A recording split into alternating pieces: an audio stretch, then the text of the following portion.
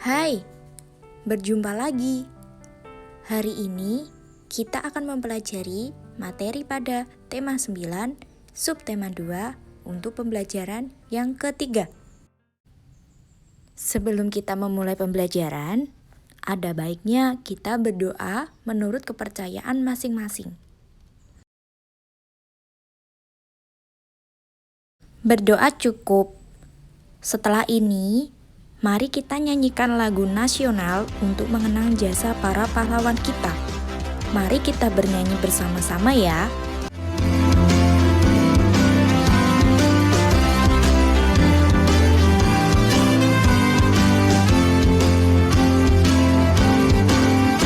Berkibarlah benderaku, lambang suci gagah perwira di seluruh pantai Indonesia. Kau genap pujaan bangsa. Siapa berani menurunkan kau? Serentak rakyatku membela sang merah putih yang perwira. Berkibarlah selama-lamanya. Selesai. Agar kita semakin semangat dalam pembelajaran, mari kita serukan yel-yel kelas 5. Ada lagi loh yang bisa membuat kita lebih semangat. Sebuah motivasi belajar. Yuk semangat belajar demi masa depan. Masa depan dunia ada di kelas saya hari ini. Anggaplah pelajaran yang kamu terima hari ini menjadi bekal kesuksesan kamu di hari esok. Hargai setiap waktu dan gunakan waktu sebaik mungkin untuk belajar. Sebelum masuk pada materi, Ibu akan membacakan tujuan pembelajaran kita pada pagi hari ini.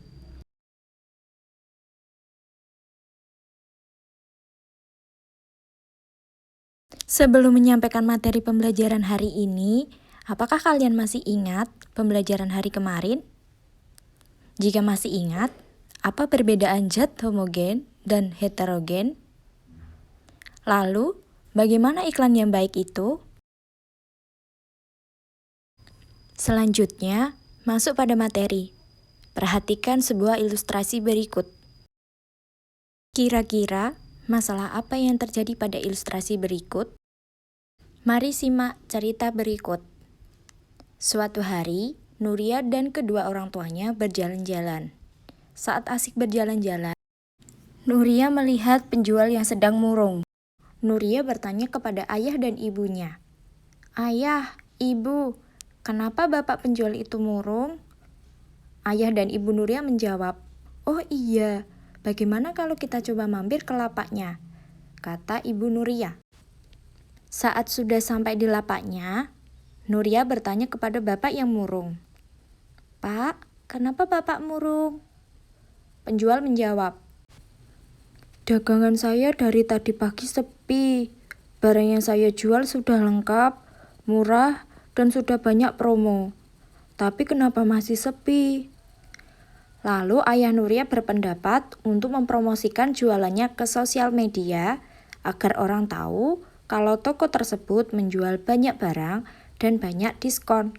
Lalu ayah Nuria memperjelas sedikit tentang alasan pendapatnya. Dan bapak penjual paham untuk mempertimbangkan masukan dari ayah Nuria. Nah, kalian sudah melihat videonya ya?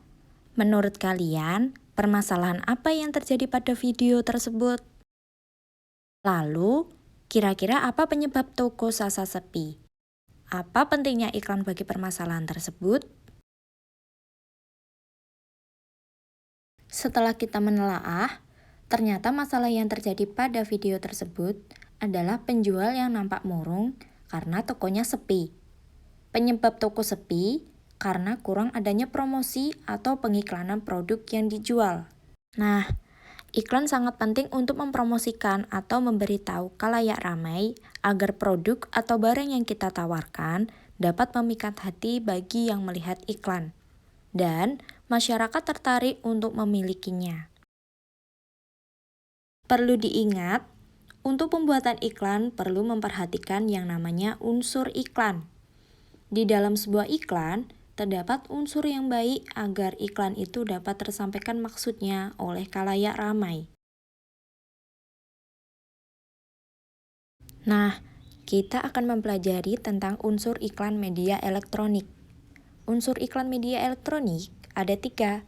Yang pertama, unsur iklan televisi, unsur iklan radio, unsur iklan internet. Untuk lebih jelasnya, simak penjelasan dari Bu Guru.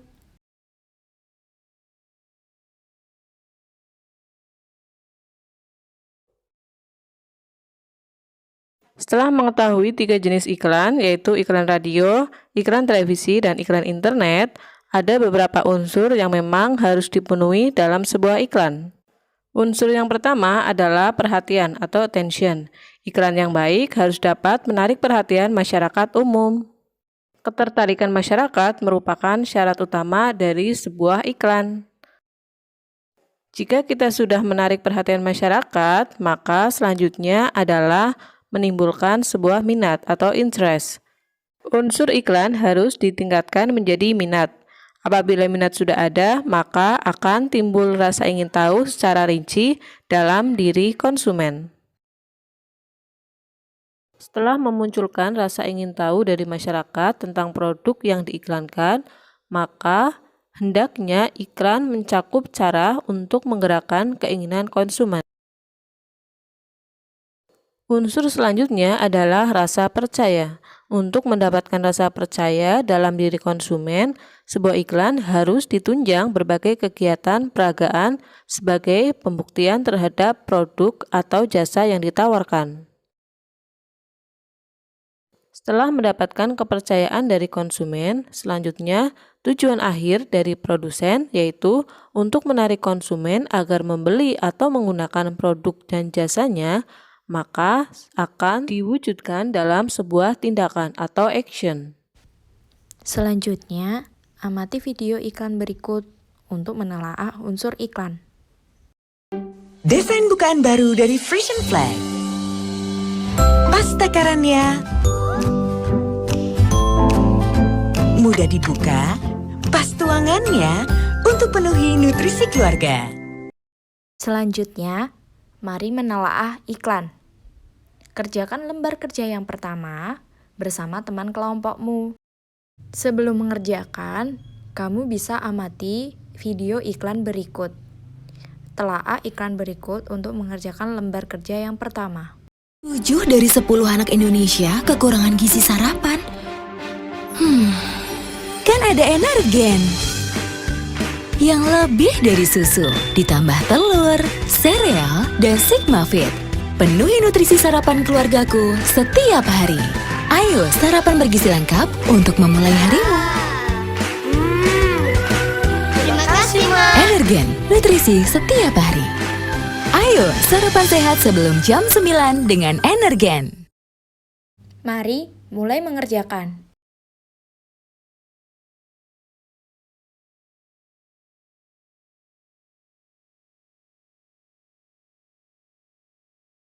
Nah, kita sudah berlatih menelaah unsur iklan. Jadi, unsur iklan yang baik adalah ketika iklan dapat menumbuhkan minat, menggugah keinginan bagi yang melihat, dan masyarakat percaya dengan iklan yang ditawarkan, sehingga muncul adanya tindakan, yaitu membeli produk atau tersugesti iklan.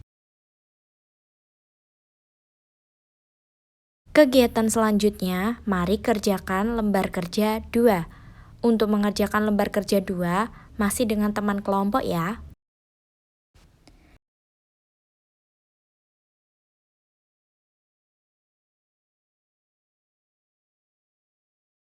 Selanjutnya, perhatikan minuman teh kotak yang dibawa Bu Guru dengan merek teh botol. Mari analisis unsur iklan pada iklan tersebut. Kira-kira apakah iklan tersebut menarik masyarakat?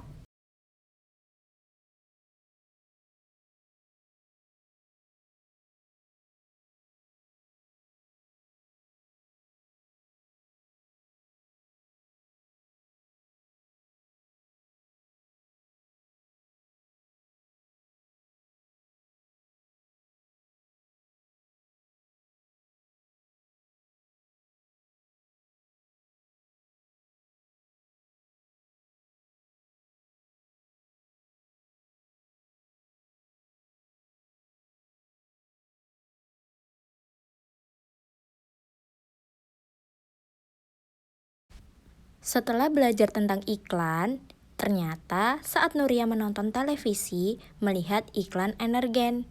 Ingatkah kamu cara penyajian Energen? Kan ada Energen yang lebih dari susu, ditambah telur, sereal, dan Sigma Fit. Penuhi nutrisi sarapan keluargaku setiap hari. Ayo sarapan bergizi lengkap untuk memulai harimu. Terima kasih, Ma. Energen, nutrisi setiap hari. Ayo sarapan sehat sebelum jam 9 dengan Energen. Setelah melihat video tersebut, sereal Energen dan air jika disajikan akan membentuk sebuah campuran. Campuran apakah itu?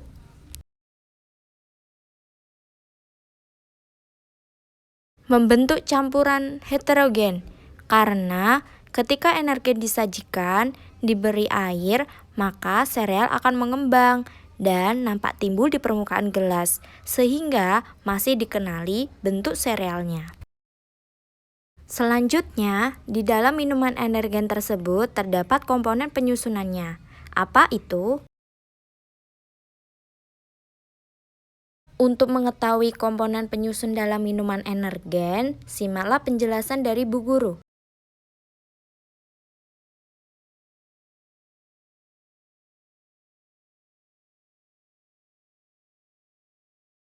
Untuk lebih jelasnya, kalian bisa amati video tentang penjelasan zat penyusun berikut. Zat-zat penyusun dalam minuman. Banyak jenis minuman di sekitar kita, misalnya es teh manis. Minuman tersebut berasal dari campuran air, serbuk teh, gula pasir, dan es batu. Ketiga bahan tersebut adalah zat-zat penyusun minuman tersebut. Nah, campuran dalam minuman. Masih ingatkah kalian dengan campuran? Campuran adalah gabungan dari 2 atau lebih zat. Nah, berikut penjelasan komponen zat penyusun. Anak-anak sudah paham ya? Selanjutnya, mari mengerjakan lembar kerja 3.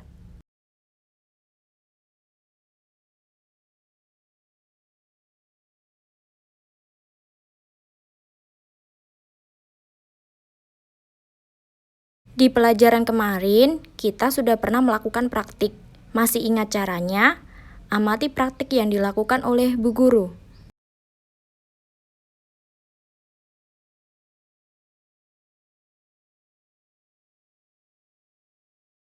Bagaimana? Mudah kan?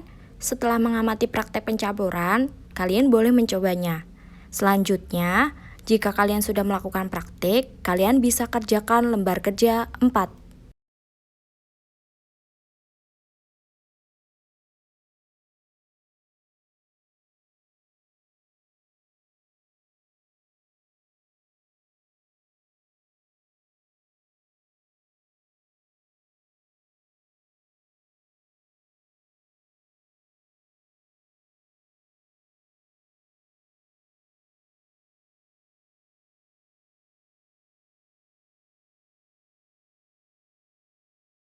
Untuk menyusun hasil laporan, bisa kerjakan di lembar kerja 4 ya.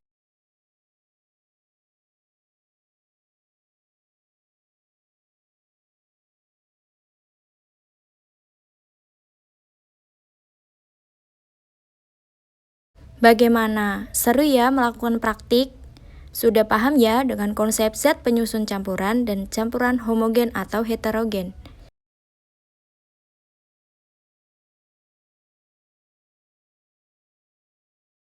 Selanjutnya, coba cermati cerita pendek berikut.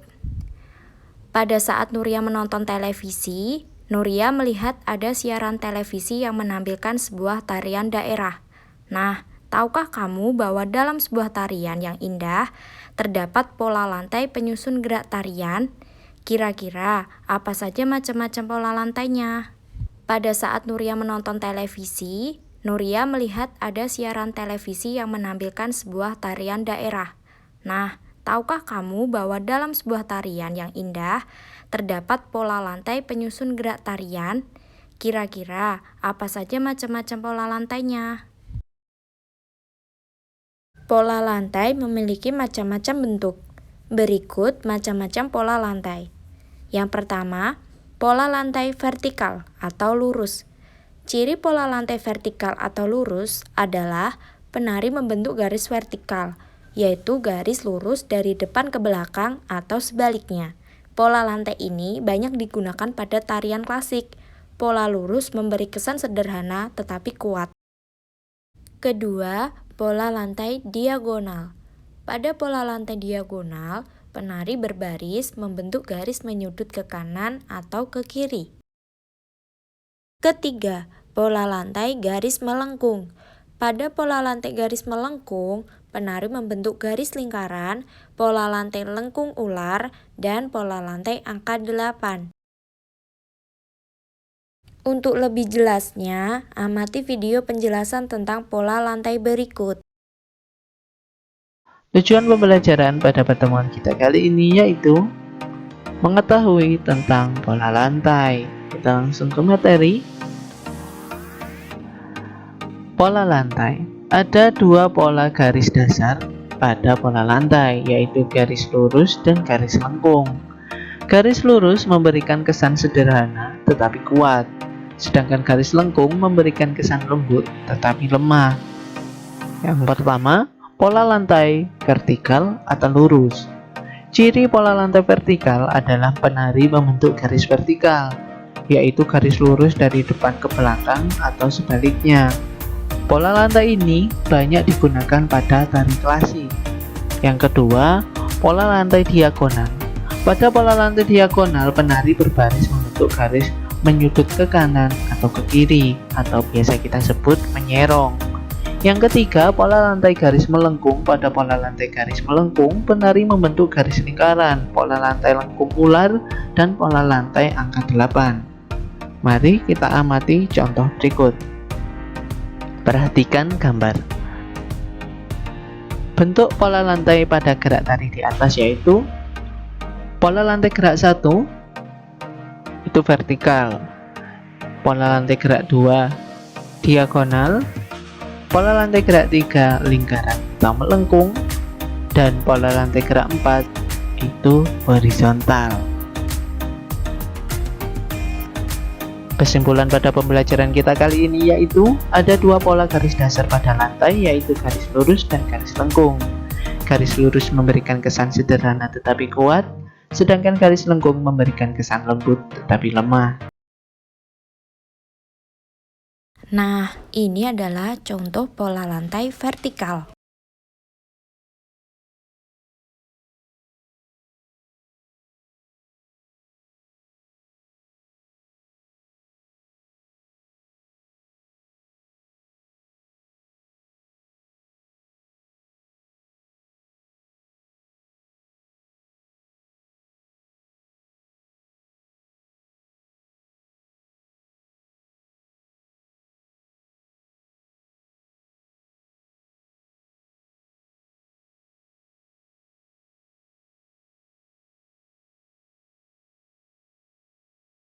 Kalau ini adalah contoh pola lantai diagonal.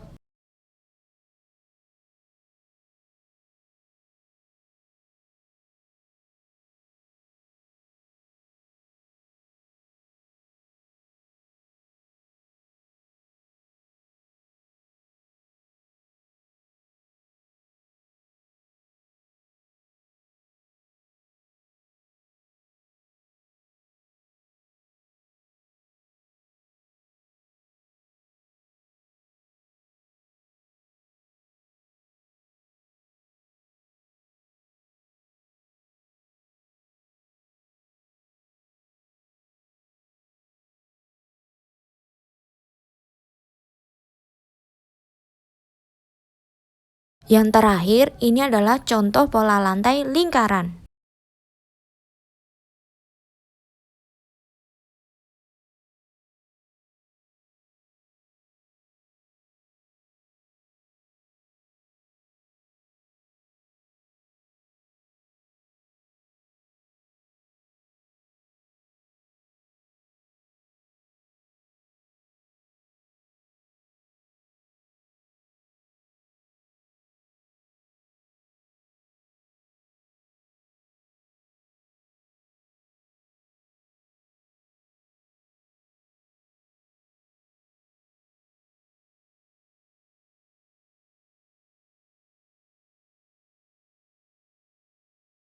Sudah jelaskan dengan diputarnya video tentang pola lantai?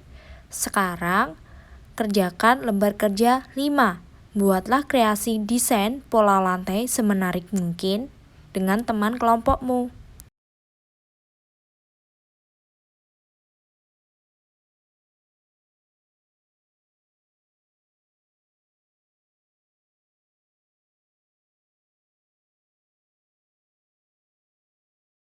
Bagaimana? Seru ya menggambar? Perlu diingat, kita sebagai anak bangsa harus menghargai kekayaan budaya seperti tarian daerah. Kita bisa mengapresiasi dengan cara belajar tarian daerah atau mengagumi tarian tersebut, baik tarian daerah asal maupun daerah lain. Hargai budaya bangsa Indonesia, nikmatilah karyanya, lestarikan yang sudah ada.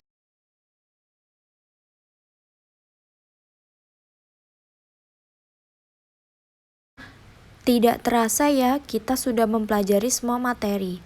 Menurut kalian, apa sih kesimpulan materi yang kita pelajari hari ini?